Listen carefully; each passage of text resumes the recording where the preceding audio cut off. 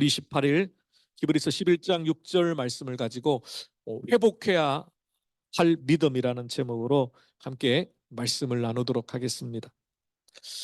100주년 기념교회를 섬기시다 은퇴하신 이재철 목사님께서 회복의 신앙이라는 책에서 미신과 신앙의 차이를 이렇게 설명합니다. 미신은 내게 있는 돈이나 재물이나 달란트나 그 무엇이든 간에 나의 소유로 신을 달래고 얻으려고 하는 것이다. 그럴 때 나는 결코 변하지 않는다. 오직 신을 변화시켜서 나의 목적을 성취하고자 하는 것이 바로 미신이기 때문이다.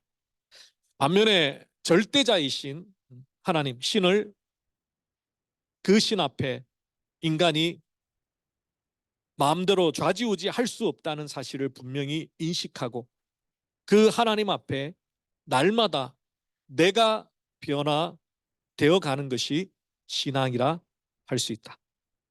따라서 신앙과 미신의 진정한 차이점은 바로 나의 변화의 유무에 달려있다. 이분이 그렇게 미신과 신앙, 참 신앙, 참 믿음을 구분을 했습니다. 미신은 내 뜻을 하나님께 관철시켜서 내 뜻을 이루려고 하는 거죠. 하나님을 흔들려고 하는 거죠. 내 입맛에 맞는 하나님을 섬기려고 하는 것이 미신. 신앙은 하나님의 뜻에 나를 맞추는, 하나님의 뜻을 따라 나를 쳐서 깎아서 십자가에 못 박아 내 욕심과 정욕대로 살아가는 것이 아니라 하나님의 말씀대로, 하나님의 뜻대로 살아가고자 몸부림치는 것이 참된 신앙이다, 믿음이다. 그렇게 이분은 정의를 합니다. 그렇습니다.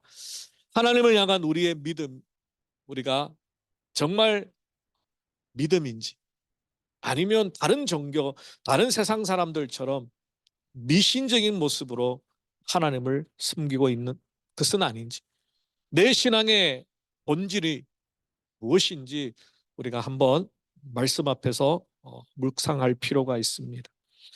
흔히 히브리서 11장은 믿음장이라는 별칭이 붙어 있습니다.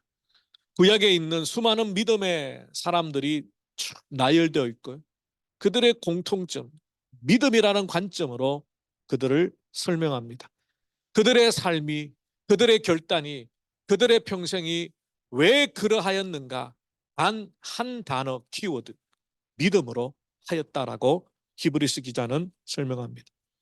그리고 12장으로 넘어가서 그러므로 허다한 증인들이 있기, 지금도 믿음으로 신앙의 경주를 달려가고 있는 저와 여러분들을 그들이 스포트가 되어서 구약의 모든 믿음의 사람들이 우리를 응원하는 그런 스포트들이 되어서 참된 믿음의 경주를 달려가라고 응원하고 있다. 이게 12장 1절 말씀입니다.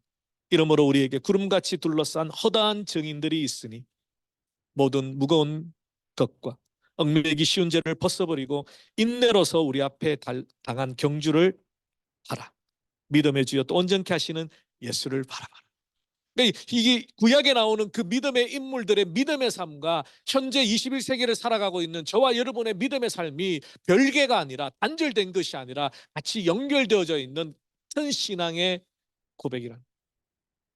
우리는 이제 그 바톤을 이어받았는데 구약과 신약과 사도들 이어서 21세기 주님 오실 날이 가까운 이 현재의 믿음으로 살아가며 주께서 우리에게 부탁하신 사명들을 이루어 가는 것이죠.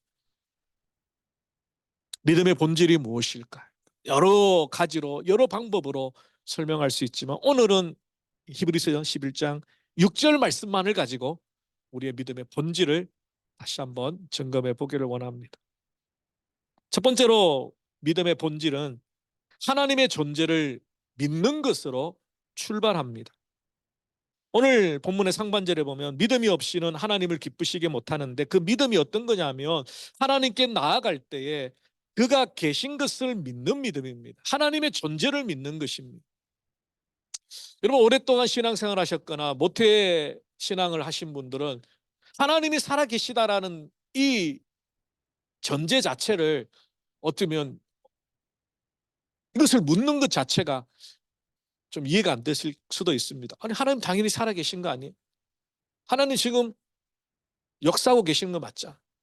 근데 하나님께서 기뻐하시는 믿음은 하나님께서 살아계시다라는 것을 믿는 믿음이라고 말씀하고 있습니다. 하나님은 영적인 존재이기 때문에 우리의 육신의 눈으로 볼 수 없습니다. 그의 음성을 우리의 육신의 귀로 들을 수 없습니다. 단 구약 시대에는 하나님께서 특별한 역사의 방법으로 나타나셨죠. 그것을 신현이라고 말합니다. 하나님의 나타나심. 그리고 하나님의 음성을 들려주셨습니다. 선지자들에게 말씀해 주셨습니다. 그 신은이라고 말합니다. 그리고 하나님께서 직접 바다를 가르시고 역사하셨던 여리고성을 무너뜨리고, 그래서 하나님의 기적과 같은 역사들, 근데 그것들을 다 기록하여서 오늘 우리에게 하나님의 말씀으로 주어졌습니다. 완성된 하나님의 말씀을 통하여 하나님은 지금 나타내 보여주십니다. 그래서 믿음의 눈으로 하나님의 살아계심을 보아야 합니다. 믿음의 눈을 열고보면 온 우주 가운데, 온 만물 가운데, 나의 일상 가운데 하나님이 내 손을 붙들고 나를 재촉하여 가시는 살아계신 하나님이 믿음의 눈으로 보입니다. 말씀을 읽고 말씀을 묵상하고 큐티를 하고 또 예배를 드리며 홀로 골방에서 기도할 때 하나님께서 나와 함께 계시다는 것을 확인합니다.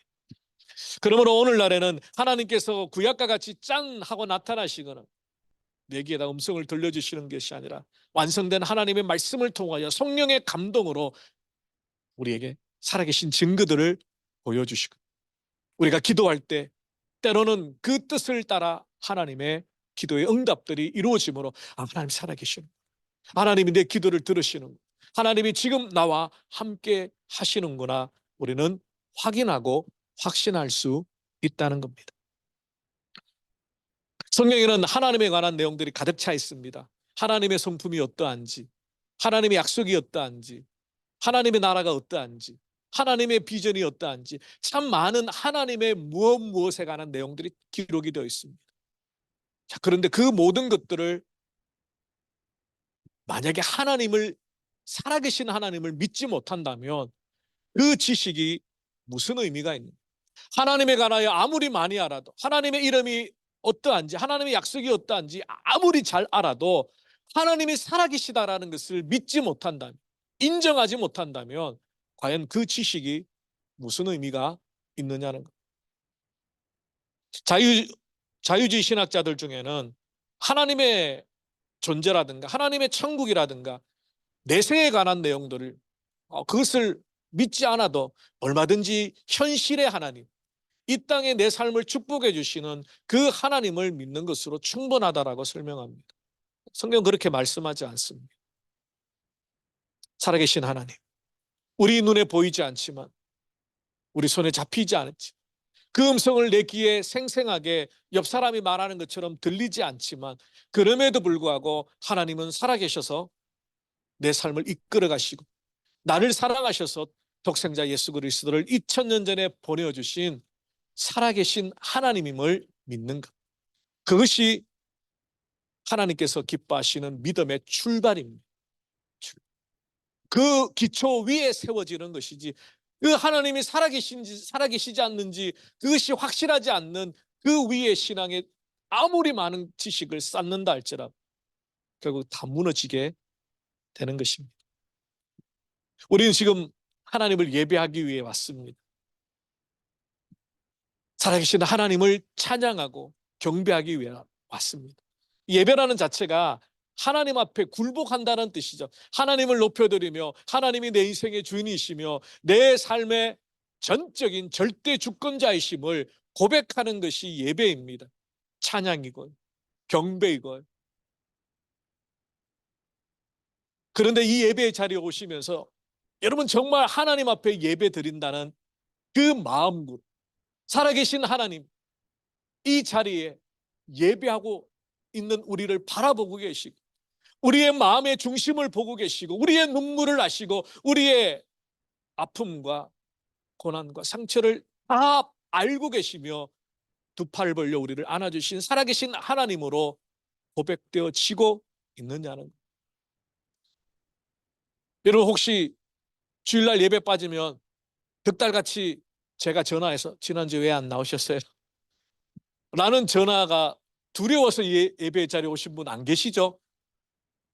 저한테 눈도장 찍으려고 이 자리에 오신 분 안 계시죠? 뭐 계시면 뭐 어쩔 수는 없겠지만, 예. 여러분 하나님께 예배하러 왔습니다. 살아계신 하나님을 만나기를 원해서 오셨습니다. 일주일 동안 하나님이 여러분과 함께 하셨습니다.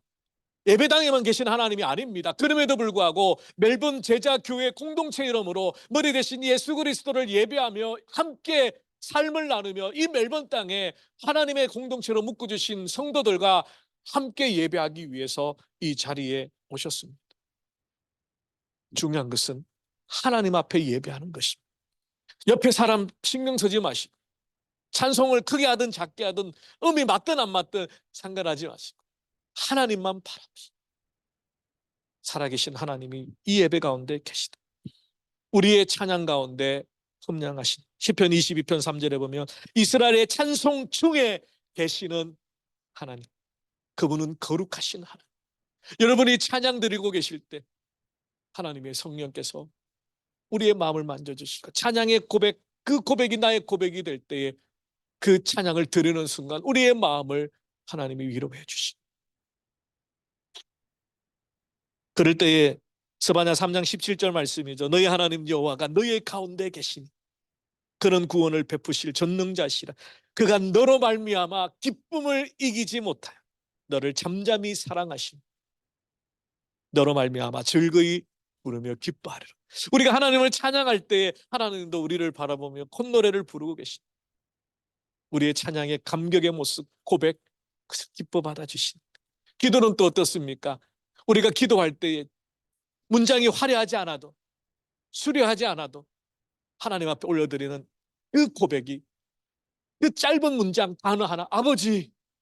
사실 기도는 언제 끝나느냐면요, 딱 골방에 들어가서 아버지 하면서 그냥 눈물 흘리는 걸로 기도는 끝나요. 거기에 뭐 구구절절히 아버지 어쩌고 저쩌고 안 하여도 하나님께서 이미 우리에게 필요한 것들을 다 하시고 아버지, 거기에 모든 게 다 문장이 아니고 단어가 아니고. 그럴 때 요한계시록 8장 3절의 말씀이죠. 천사가 와서 제단 곁에 서서 금향로를 가지고 많은 향을 받았으니 이는 성도의 기도 합하여져서 보좌 앞 금제단에 드리고자 합니다. 여러분의 기도가 향로에 담기는 향이 되는 거예요. 하나님 앞에서. 그 기도가 힘든 기도든 하소연의 기도든 슬픔의 기도든 정말 힘들어서 욕과 같이 하나님 차라리 내가 안 태어났으면 저 좋아할 뻔했는데요 하는 기도든 어떤 기도든 하나님 앞에 내뱉은 기도, 하나님 앞에 올려드리는 기도, 그 기도는 하나님께서 다 듣고 계십니다. 여러분 이 자리에서 기도하는 살아계신 하나님이 듣고 계시다는, 여러분 기도의 한마디 한 단어도 하나님 허투루 들으시지 않으시다는. 말씀은 또 어떻습니까? 목회자를 통하여 선포되어지는 말씀 앞에 우리의 영혼이 회복되어지고 그 말씀을 붙들고 다시 한번 위로를 얻습니다. 요한복음 7장 37절에 예수님이 분명히 이렇게 말씀하셨습니다. 누구든지 목마르거든 내게로 와서 마시라. 나를 믿는 자는 성경의 이름과 같이 그 배에서 생수의 강이 흘러가리. 말씀과 성경과 성령이 함께 역사하시니 말씀을 통하여 내 영혼이 회복되어지고 치유되어지고 원수들이 용서되어지고 용납되어지고. 미국의 유명한 기독교 작가 필립 얀 씨가 있습니다. 그분이 내 안에 하나님이 없다라는 책을 썼습니다. 물론 한글로 왜 이렇게 번역했는지 제목이 좀 충격적이죠. 이분은 아주 유명한 크리스찬 작가입니다. 많은 글들로 사람들에게 감동을 주었고 신앙을 인커리지했던 사람입니다. 원래의 원어는 Reaching for the Invisible God, 보이지 않는 하나님께 도달함, 이런 뜻인데 한글로 책 제목을 번역하면서는 좀 자극적으로 번역했어요. 내 안에 하나님이 없다. 사실 이거는 좀 반어법적입니다. 이분이 이 책에서 어떤 고백을 하냐면요, 정말 믿음의 사람이잖아요. 근데 이분이 자신의 평생의 신앙의 삶을 어떻게 정리를 했냐면 늘 하나님의 살아계심을 믿기 위해서 몸부림쳤는 과정이다, 이렇게 표현해요, 이분이. 아니, 이렇게 대단한 믿음의 사람이, 이렇게 많은 사람들에게 선한 영향을 끼쳤던 이 사람이 자신의 평생의 신앙생활을 요약할 때에 하나님의 살아계심을 믿기 위해서 몸부림치는 과정이었다라고 딱 요약을 하는 거예요. 그러면서 이렇게 그 책에서 설명합니다. 나의 가치는 하나님으로부터 비롯되었다. 그분은 나에게 풍성한 사랑과 은혜를 베풀어 주신다. 하지만 눈에 보이지 않는 하나님과의 관계 속에서 결연한 노력이 뒷받침되지 않으면 하나님에 대한 생각은 슬그머니 빠져나간다. 누군가와의 전화통화, 산만함, 순식간에 지나가는 텔레비전의 영상, 인터넷 등이 하나님을 한쪽으로 밀어낸다. 어떻게 하면 하나님을 잊지 않을 수 있을까? 어떻게 하면 그분의 존재를 망각하지 않고 주기적으로 하나님께서 내 안에 살아계시다는 것을 믿음으로 유지할 수 있을까? 그래서 서람목자교회 유기숙 목사님은 예수님과의 동행이라는 포커스를 가지고 계속해서 강의를 하시고 말씀을 가르칩니다. 어떻게 하면 주님과 동행함을 잊어버리지 않을까? 하나님이 살아계셔서 나와 함께 하심을 잊어버리지 않을까? 1년 내내 그 살아계신 하나님이 내 삶의 주인이심을 인정하며 고백하며 살아갈 수 있을까? 그러므로 때로 하나님의 존재를 의심하고 하나님의 살아계심을 회의하며 그러면서도 하나님을 떠나지 못하고 하나님을 알고자 몸부림치는 그 자체가 역설적이게도 믿음의 시작이라고 이분은 고백합니다. 이분이 그러면서도 하나님을 떠날 수 없었던 것을 베드로가 고백했던 것처럼 영생의 말씀이 죽게 있사오니 우리가 누구에게로 가리까? 그 믿음이 출발이 된다는 것. 그렇습니다. 여전히 하나님의 살아계심을 의심하고 하나님을 믿는다는 것이 무엇일까? 내가 정말 이 예배의 자리에 왜 있는 것이지? 내가 정말 하나님을 믿고 있는 것인가? 라고 의심이 드는 분들이 계실 겁니다. 그래서 히브리서 기자도 오늘 본문의 말씀을 통하여 믿음의 성도들에게 강조하고 있습니다. 하나님이 정말 기뻐하시는 믿음, 살아계신 하나님을 인정하는 것. 하나님께 나아가는 자는 반드시 그가 계신 것을 믿어야.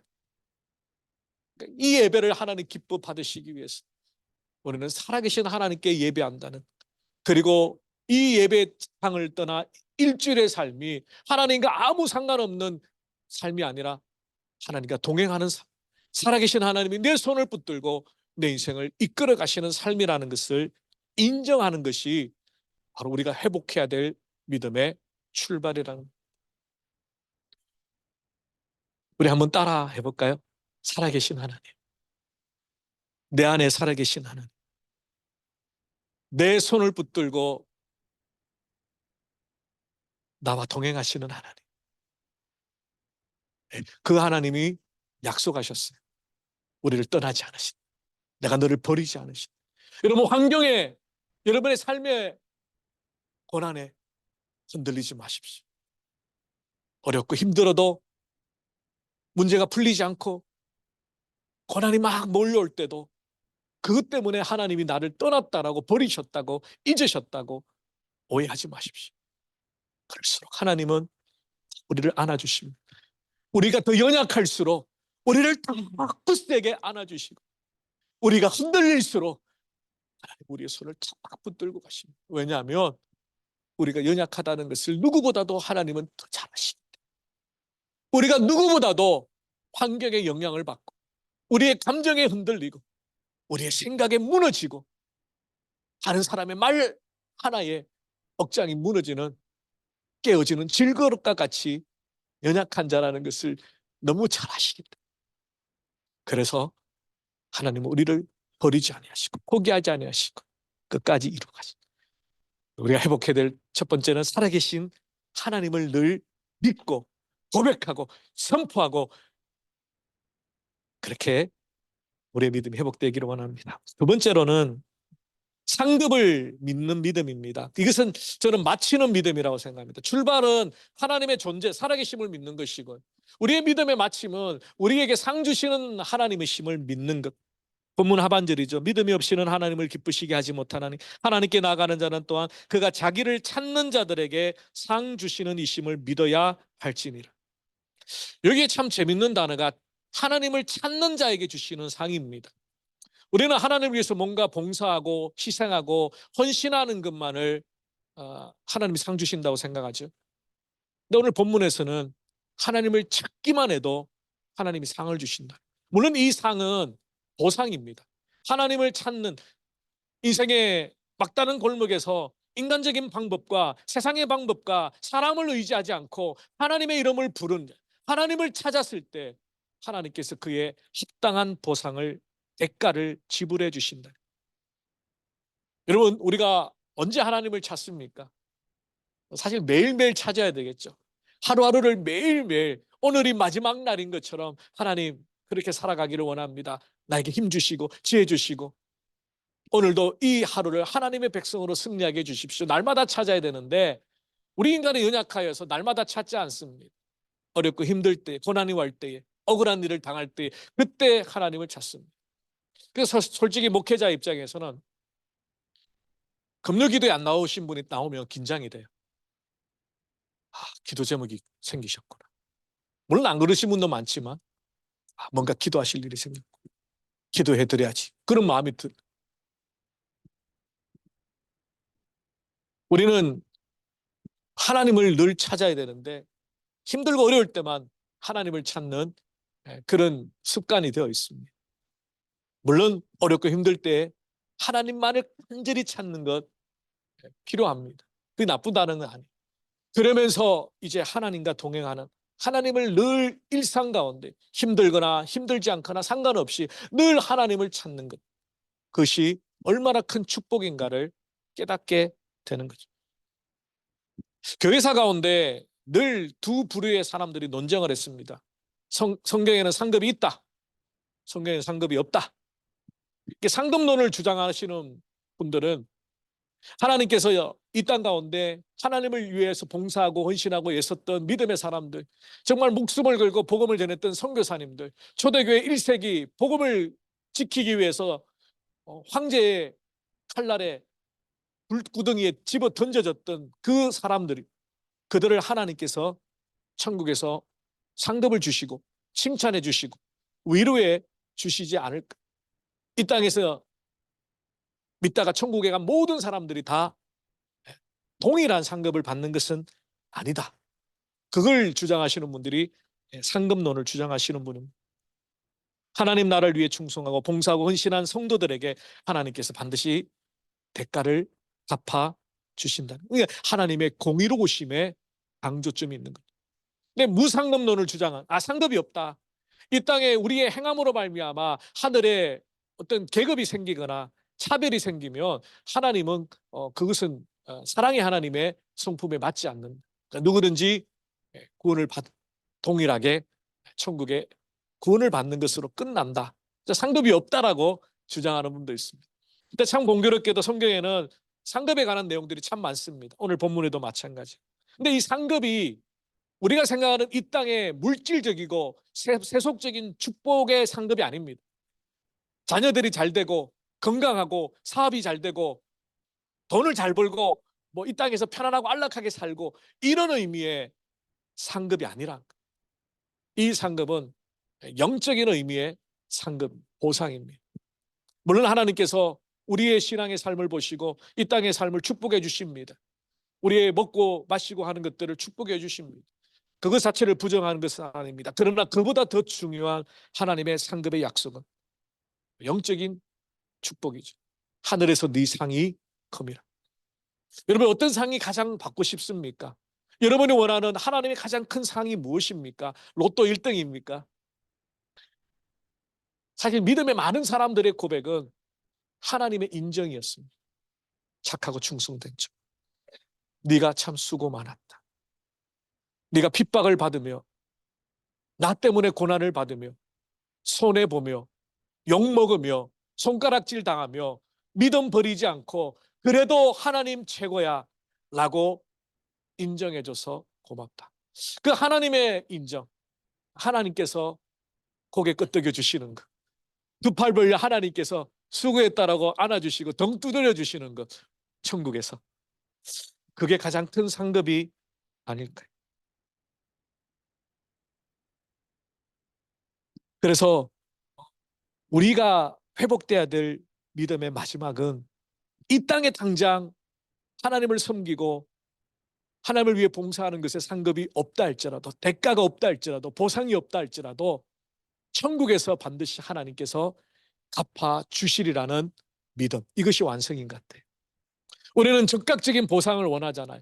내가 열심히 교회 봉사하고 내가 열심히 하나님 섬기고 내가 뭔가 충성되이 선교하고 하면 하나님께서 내 자녀에게도 축복해 주시고 사업도 축복해 주시고 건강도 축복해 주시고 다 축복해 주시는 즉각적인 보상이 있어야 봉사할 맛이 나잖아요. 하나님 섬길 맛이 나잖아요. 그런데 그렇지 않을 경우가 많아요. 열심히 하나님을 섬기는데 사업이 더 안 돼요. 열심히 주님의 몸된 교회를 섬기는데 사람들에게 욕먹고 손가락질 당해요. 가정에 어려움도 생기고 건강에 어려움도 생기고. 그럼에도 불구하고 그 하나님을 향한, 그 하나님께서 내게 맡겨주신 그 사명을 이루기를 원한 간절한 마음으로 포기하지 않고 뒤돌아서지 않고 꺾이지 않고 끝까지 주실 상급을 바라보면서 하나님의 나라를 향하여 뚜벅뚜벅 걸어가는 것. 요즘 젊은이들 말로 그런 말이 있잖아요. 중요한 것은 뭐다? 몰라요? 예? 꺾이지 않는 마음. 그걸 줄여서 뭐라 그러던데? 예? 중, 중꺾마. 예. 우리 어르신들 요즘 MZ 세대하고 이렇게 소통하려면 줄임말도 좀 아셔야 돼요. 중꺾마. 중간에 꺾이지 않는 마. 맞습니까? 다른, 예? 중요, 중요한 것은, 죄송합니다. 저도 MZ 좀 흉내 내려고 했는데, 예. 중요한 것은 꺾이지 않는 마음이다. 어떻게 안 믿는 MZ 세대들이 그런 성경적인 이야기를 하고 있는지 좀 깜짝 놀랐어요. 그게 성경적인 이야기예요. 꺾이지 않는 마음, 포기하지 않는.